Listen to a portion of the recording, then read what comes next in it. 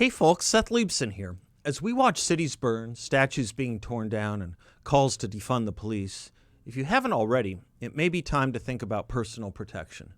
Guns Etc. has 10,200 square feet of guns, ammo, safes, and a staff that will work with you to find the best firearm for your situation. So stop by their huge store in Mesa or click on gunsetc.com and have access to over $400 million in firearms and accessories.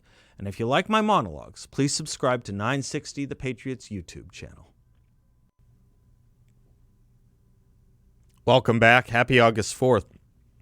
I've been thinking a lot lately about the shape of our upcoming election from a cultural, political perspective. Every 4 years, there's something like a theme. 1980 was about inflation and decline, Vietnam syndrome, the USSR on the march, but American decline generally.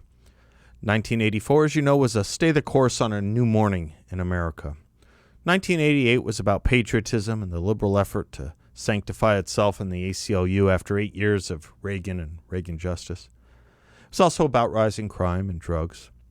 1992 was about the economy and a new Democratic Party that thought it had to upend typical liberal nostrums, and so on.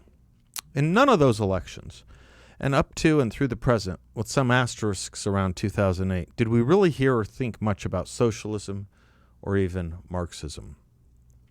This year, we entered it thinking it was going to be about the economy and keeping it going, that as a pillar, perhaps the main pillar of keeping America great by getting and keeping Americans employed. I'm fascinated by the latest efforts to rehabilitate the Obama economic record as a way of depreciating the Trump record. And it seems like a faint memory now, but we actually saw over 10% unemployment and hovered around 9% for well over a year after that, when Barack Obama was president. As recently into February of this year, though, we had 3.5% unemployment, effectively full employment, and then some. More jobs available than workers. Then, of course, March Madness. Prior to that, just prior, we had an unbelievable and unremitting effort to remove the president from office. For what crime, you may ask? For what reason? Was it maladministration? Well, again, the economy was spinning like a top. Substance abuse was going down a bit. Foreign relations were different, but at least enemies were on notice and allies were being reassured, particularly in the Middle East, the usual hot spot. Were civil liberties being abridged? Quite the opposite, in fact. There was never more open and indeed virulent dissent in my lifetime. And in fact, admitted socialists, were running for office and getting themselves elected. The impeachment, I think by what history will account and what a bird's eye view shows, is pretty hard to distill and understand. If you can't explain it, how do you understand it? Nixon, we understood. There was a literal physical crime of breaking in. Clinton lied under oath, even lost his law license as a result. Trump did what? What did Trump do that deserved an upending or an overturning of his election? Well, we were told he colluded with the Russians. Then we were told, no, that was wrong. He colluded with Russia's sworn enemy. It's awfully hard to blame someone for arson when there is no fire. But we were told we weren't looking closely enough for or at the fire. But we never found it. Nothing was burnt. The Ukraine was grateful for our aid. Russia has more sanctions against it than ever before. It became pretty obvious that the normal apparatuses of politics were being used to achieve extraordinary constitutional measures to remove Donald Trump from office. One saw the same thing in trying to deny Donald Trump his appointment and nomination of Brett Kavanaugh to the Supreme Court. I'm, of course, eliding all the abnormal and low efforts to achieve this, from ginned up and invented dossiers to ginned up and invented allegations.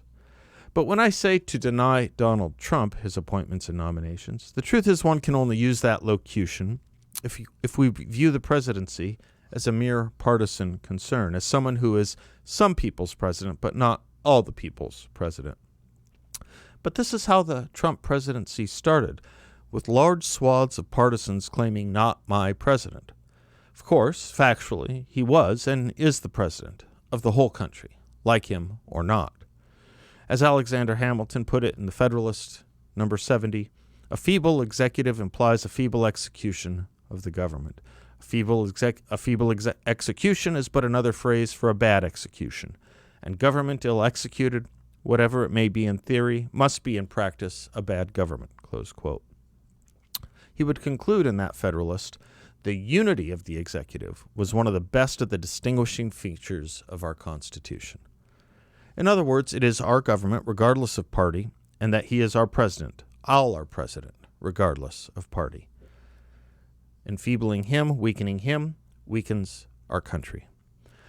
This is what made Nancy Pelosi's physical shredding of the State of the Union address, also a mandate of the Constitution, such an offense. She may not like Donald Trump, she may not agree with Donald Trump, but she shredded the president's address to Congress and the American people in an effort to show her contempt for the very existence of Donald Trump as president. Not her president, not her State of the Union, and yet he is. And it is. Factually, it's just the case. But all these things give air to the fire that drives partisan preferences. For you see, Democrats are not used to losing. When they didn't like Robert Bork, they slayed him. Come now, let us kill him and throw him into the pits. When they didn't like Clarence Thomas, they could do their best to slay him, and if not slay him, permanently wound him. Same with Kavanaugh, same with Trump. For you see, the left is not used to losing. They're used to having their way, and their way is control, total control. They wanted schools, they got the schools. They wanted the means of information, they took over journalism. They wanted entertainment, they got entertainment, including sports, professional sports, based on the bête noire to the left, competition or merit. My gosh, they wanted the military, they got the military. But they did not get the presidency, not this past time, so they undermined it. And those who dared speak up on its behalf, all of us, were undermined as well. They made us Untermenschen, subhuman, inappropriate to and for civilization. How so? By calling us the worst things the English language and the history of the English-speaking people have borne witness to. Fascists, racists, tyrants, fascism, racism, tyranny. These are all terms used by elected Democrats, from the Speaker of the House to the Minority Leader of the Senate to the Democratic candidate running for the presidency, this time and last, to any number of congressmen. The journalists do it too. So too Hollywood. Our athletes do it. I recite all this so we don't forget the insidiousness of it anymore. Then we forget the saturation, the total saturation of it. So keep in mind, when our movement speaks of making America great again, the other side, as the governor of New York put it, says America was never that great. And entire intellectual edifices are then erected to demonstrate the lowliness of America and the American project. If we support the idea of America and its greatness, they go after the idea of America and its greatness. We esteem the sunbeam Alexander Hamilton spoke of in describing the way we were founded. They see it as a dark and stormy night, or try to convince us it was and is one long and dreary dark and stormy night with torrents of rain and gusts of wind, one long struggle against the darkness. So, to sideline us, to put us out of the mainstream, out of the realm of decent or normal, we have to be put in the category of Untermenschen. We have to be racists, fascists, and the like. It is the irony of our time that it is the worst of the racist and fascist regimes throughout history that invented this idea of two kinds of people, and thus two kinds of citizen, while we who believe in American greatness cling to a notion of a self-evident truth about all of our equality. So, two things. They are not used to losing or being wrong, and in candor, it's a lot easier for them, the left. It's harder for us, for we conservatives. For we deal in something as best we can, facts. Facts born from human nature, which we think is not changeable. That is what it means to be a conservative. And the left does not have to do that, which is why they have, in the words of Philip Reif, triumphed in the arena of the therapeutic. We used to laugh and mock the notion of, if it feels good, do it. But the truth is, feelings have triumphed here. Perhaps that is why some cannot understand, why some of us simply cannot summon what it takes to utter the words Black Lives Matter. We know what underlies that phrase. They who are unschooled in the BLM Marxist basis and agenda just think it's kind of a comfortable and respectable thing to say. They cannot understand how we can support a hard-headed, impolite man as for president. He says things that are not always necessarily kind or make one feel good. And of course, perhaps the problem is we don't really care, for we know that the agenda is this perhaps unkind man is fighting is Marxism. And it's an agenda rooted in something we have had to defeat over and over and over again, and turns upside down facts rooted in human nature. Think back to the Cold War a moment, if you will. Do you recall college or college-age experiences and protests against the military or the work of Ronald Reagan? I do. The left put us as the aggressor because we thought there was something worth defending and fighting for here. But why not just trust the Soviets? Why not just leave them alone? The answer was, of course, that they would not leave freedom-loving people or freedom-loving countries alone. And while they promised a workers' paradise, heaven on earth, if you will, the facts showed differently. It may not have felt good that we had to fight or defend with rough men ready to commit violence if needs be, as John Stuart Mill put it.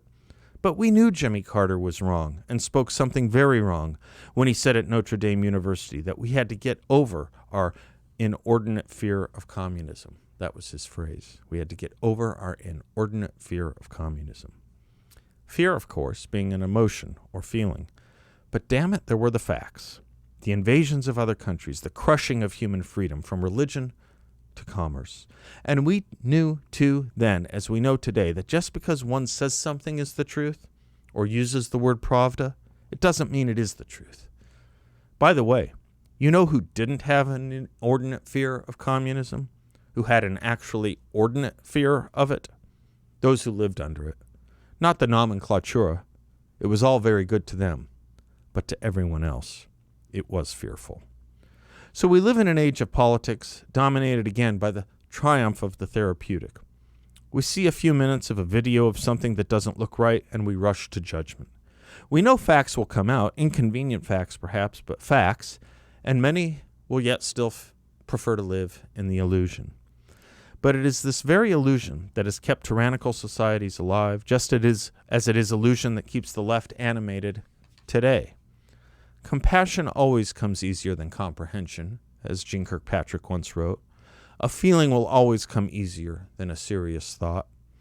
And what we are in now, to borrow again from Dr. Kirkpatrick, is a political melodrama staged daily for the credulous viewing audiences whose sympathies are quicker than their comprehension. CNN thrives on this as much as propagandists in the socialist movements in America or abroad thrive in it. But we cannot let them win, or I should say, triumph. I'm Seth Leibson. We'll be right back.